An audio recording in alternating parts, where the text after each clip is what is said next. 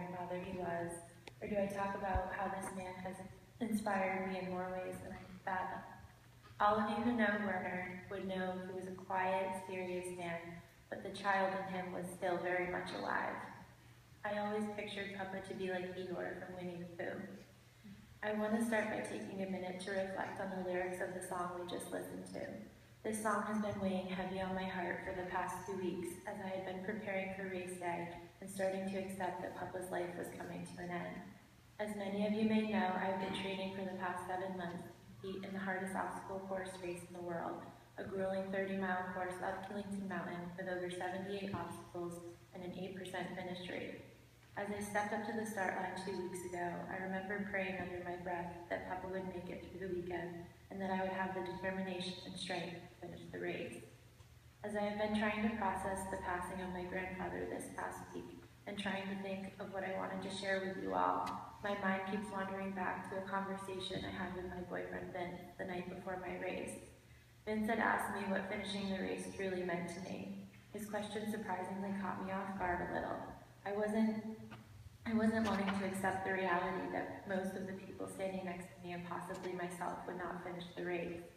For months, I've trained extremely hard to be ready for this one day, but couldn't wrap my head around the true meaning of crossing the finish line.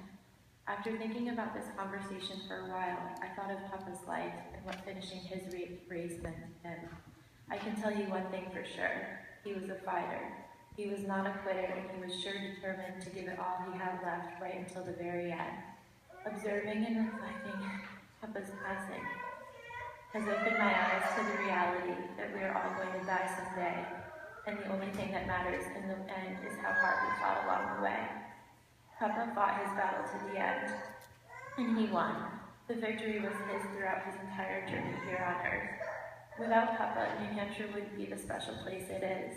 It wouldn't be overpopulated with flatlanders during the winter and crazy tourists in the summer, waiting in lines to go ziplining down the mountains.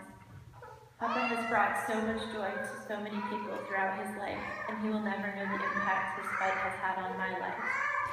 He has shown me what it means to climb the mountains with my hands wide open. He has given me the gift of leaning not on my own understanding, but instead living each day with determination to make it to the next without being afraid of the outcome. I am more than grateful for Papa's strength, and I know he is always with me. I am so blessed to have the memories of him alive, and I plan to race at the World Championship this weekend in Lake Tahoe for my grandfather. He would want to be back in the mountains hiking and having the freedom to walk around with no pain.